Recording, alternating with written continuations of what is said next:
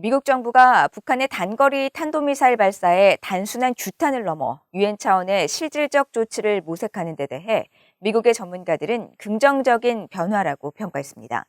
특히 안보리 결의 추진이 아닌 대북제재위원회의 재량을 이용하는 등 진지한 제재 의지를 보여준 것을 높이 평가하면서 단순한 성명에 그치지 않고 구체적 행동이 수반돼야 한다고 지적했습니다.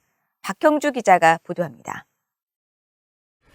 미국의 민간 연구단체인 헤리티지 재단의 브루스 클링너 선임연구원은 북한의 이딴 미사일 발사와 관련해 미국이 유엔 차원의 공동 대응을 모색하는 것은 올바른 방향이라고 평가했습니다.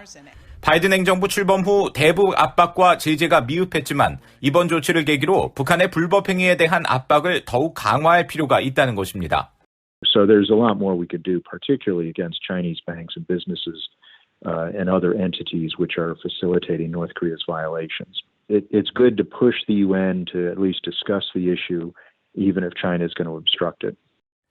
게리 세이모어 전 백악관 대량살상무기 정책조정관도 중국과 러시아의 방해로 성공 여부는 불투명하지만 미국과 동맹국 등 많은 나라가 규탄 성명에 동참하도록 설득하고 협력하는 것은 긍정적이라고 밝혔습니다.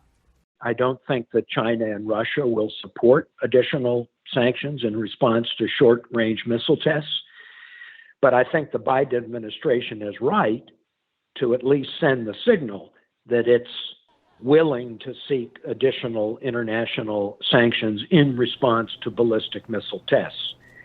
우드로 윌슨 센터의 스미테리 한국 담당 국장은 바이든 행정부의 이 같은 대응 기조 변화가 북한 문제에 적극적이지 않다는 일각의 비판을 불식시키면서 북한의 추가 도발을 억제하기 위한 메시지를 보내려는 의도로 분석했습니다.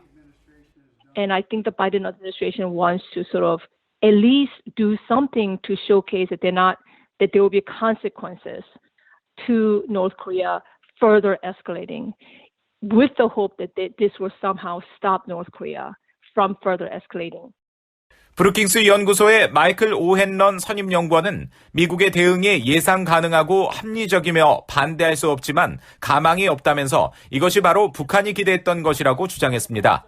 이런 대응이 단기적인 전술로서 잘못된 것은 없지만 북한이 상호작용의 역할을 주도하게 되고 그들이 불쾌한 일을 할 때 상대적으로 약한 추가 제재로 단순히 대응하는 것은 진지하지도 유망하지도 않은 전략이라는 설명입니다.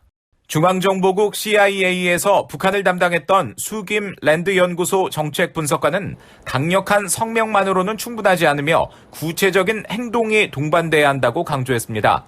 미국의 관용에는 한계가 있다는 것을 북한 정권에 분명히 하기 위해선 신뢰할 수 있는 조치가 뒷받침돼야 하며 미국의 분명한 대응은 동맹과 파트너가 북한 문제에 대한 자신들의 입장을 명확히 하는 데 도움이 될 것이라고 분석했습니다.